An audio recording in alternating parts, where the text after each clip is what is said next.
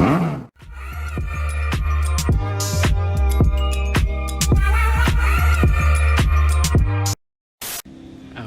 good morning, good evening, ano man.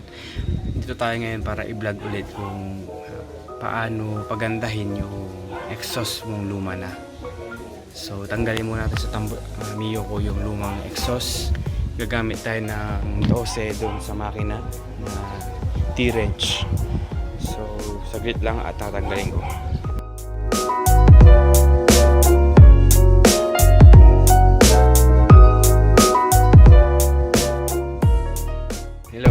Hello guys, ang vlog natin ngayon ay tungkol sa kung paano ibabalik yung ganda ng ating tambutso. Kasi yung sa akin, yung sa Miyoko, kalawang na siya. Ito, yan, yung mga yan, kalawang na.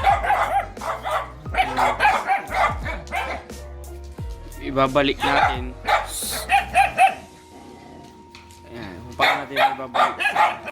Kasi kung paano natin ibabalik yung ganda ng tambutso natin ulit. Kasi ito yung akin, luma-luma na siya. Ayan. Anong mga gagamitin natin?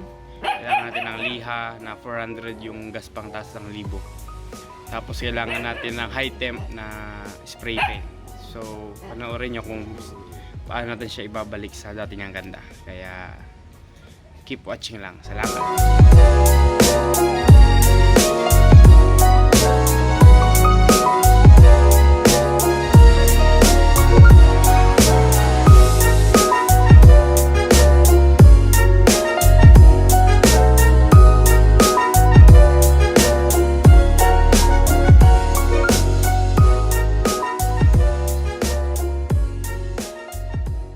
Tapos na natin siyang hiludin, tanggalin yung mga kunting mga magagaspang para maging makinis pag inisprayan.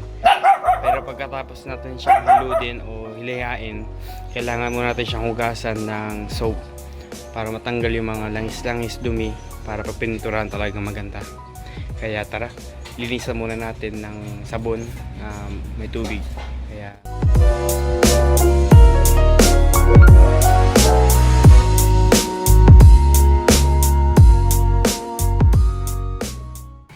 so tapos na natin hugasan para matanggal yung mga niliha. Next, napunasan na, nabasa na. Next, pupunasan natin siya ng tuyong basahan para pinturahan na natin. Naghanap lang ako ng basahan. Ayan. Gamit tayo ng basahan para punasan. At pagkatapos mo siyang punasan, next, kuha ka ng alambre tapos ibibitin mo siya ganito.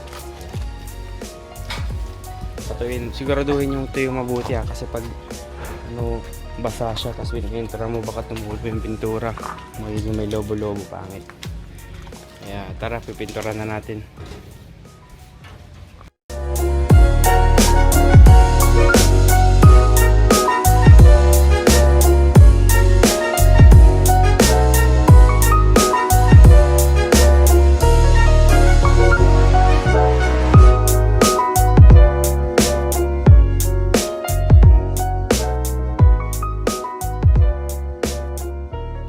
Ayan na yung second coating.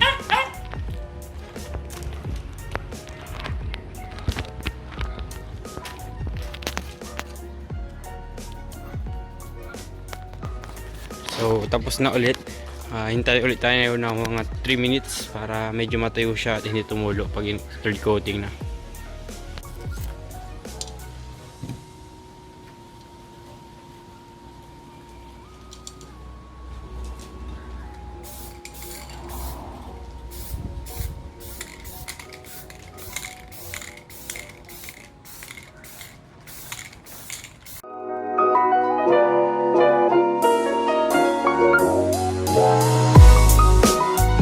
Tapos na natin i-third coat yung tambutso, pinapaaraw ko na lang para ikakabit ko na siya mamaya sa motor at ipapakita ko yung naging itsura niya, yung final itsura ng tambutso. At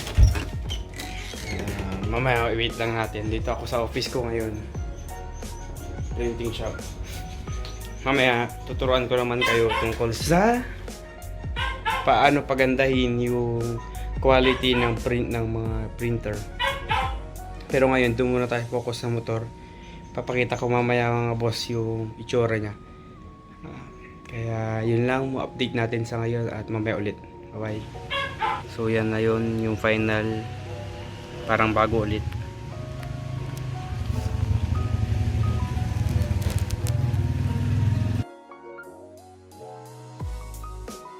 So tapos na natin yung pagpipintura ng exhaust. Parang yung pinakita ko, yun yung final na output niya. So ang ginawa natin by step, una nilihan natin yung mga libag o yung mga kalawang. Pagkatapos nating lihain, hinugasan natin ng sabon at tubig, tinanggal yung mga naliha at yung mga dumi, oil, ganun. Tapos tinuyo natin. Pagkatapos natin tuyuin, sinunod natin siyang pintura, isabit sa alambrehan yung dulo, isasabit sa taas para pagpipintura mo pa ganyan, hindi tutulo agad yung pintura. So maraming salamat sa panonood nyo at sana mag-subscribe kayo. Bye bye.